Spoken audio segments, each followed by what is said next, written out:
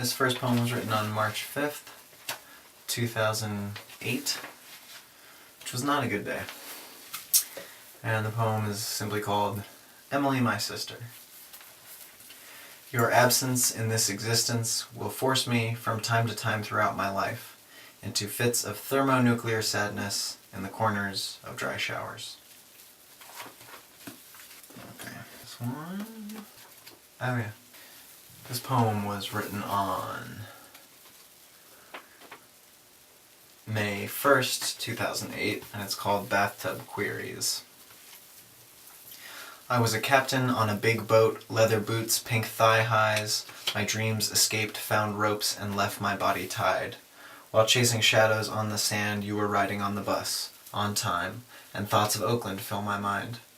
Listening intently, composing in the tub, warm unwinding, redefining, a dance that leaves me hot and tired, drying out at sea. I'm grateful for my energy, now comes the time that it binds me. And it's not about what you're into, but it has to do with whatever's gotten into you. While passing notes in moonlit rooms, your hands tried anything that they could find, and thoughts of Oakland fill my mind. Going in order here. My glasses are fogging up. One of the risks you run with bathtubs. This poem was written on the 15th of January 2010, and it's called To Lollipop Tub on the 15th of January. In a tub on the edge of a 22-year-old precipice, built from rocks of death, destruction, depression, and alcoholic mothers, and 10 or so lovers, and graceful stumbles and clumsy resurrections.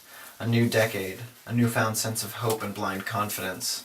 To jump from this height into the deep swirling green and white of the unknown waters below could end one of two ways. My skin, my blood, my bones, my organs, dashed upon rocks hidden under the waves. My broken body rolling in the riptide and carried out to sea. Or a double gainer to a perfect pencil dive, a subtle splash, and I survive.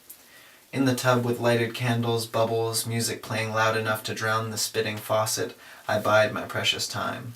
Soon there will be no safe houses, no one to hide behind, no paths of least resistance. The wolves are running swift across the countryside, the cliff, it calls to me. In the tub, I'm patient and calm as I work my way through 2 lollipops.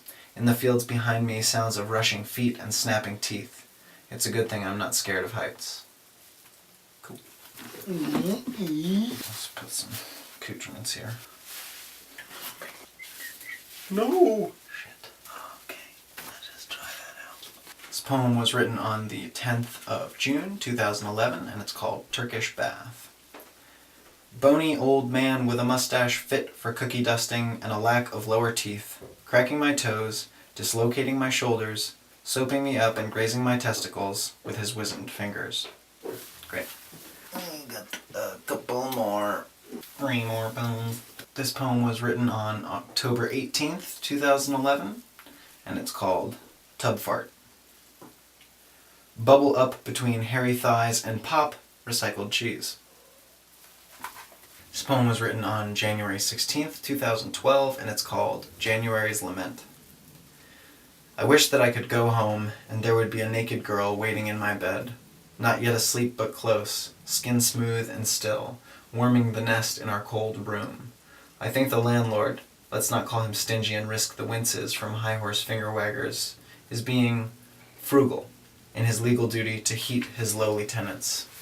We could find other avenues, better blankets, hot baths with bubbles and candles and slow acoustic tracks, and friction, friction, friction. We could get cozy. I wish that I could go home and there would be a naked girl sitting on the couch, a pint of fish food in her hand and fleece beneath her cheeks, cross-legged, watching Netflix or listening as the needle bounces, digging down the groove. And I would join her, line my shoes against the wall, hang my hat and flannel, fold my jeans and fetch a spoon. I wish that I could go home, and there would be a naked girl, ready with a hug. But that won't happen. Not anymore.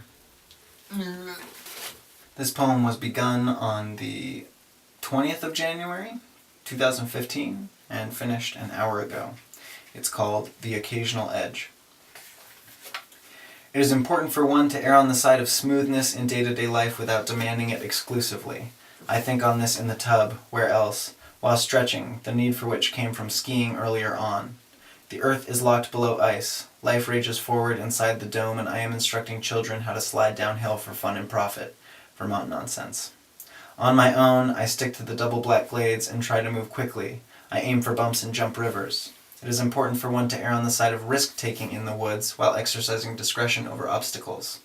Avoid the ski under root double ejection, the dreaded head-on collisions of Bono and Schumacher fame, and of course the testicle versus sapling surprise. Become the French fry, fuck pizza, try gliding over rollers, hop rocks 1 foot at a time if need be, and practice better butters. For God's sake, don't let the game get too hard, too out of hand. Don't freeze up. Plot your path 3 steps ahead and bend your knees. It is important for one to err on the side of pleasure over pain when it comes to what our waking self seeks out with intent. In this moment I choose joy, and accept that I must expect the unexpected. I am wont to catch the occasional edge. Years of abuse have loosed pebbles and calcium pencil shavings from both of my elbows.